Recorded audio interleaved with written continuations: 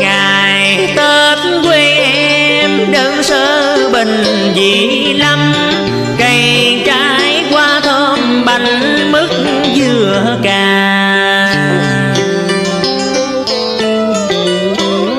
Nắng sớm lung linh nghe ấm áp chan hòa, nhớ dáng thước tha nụ cười e ấp, nhớ mái tóc dài cô gái nhà bên.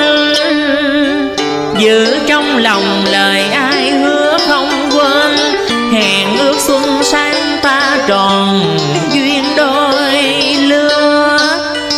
Sánh bước bên nhau giữa ngàn hoa rực rỡ, điệu lý chung tình xin gửi trọn về em.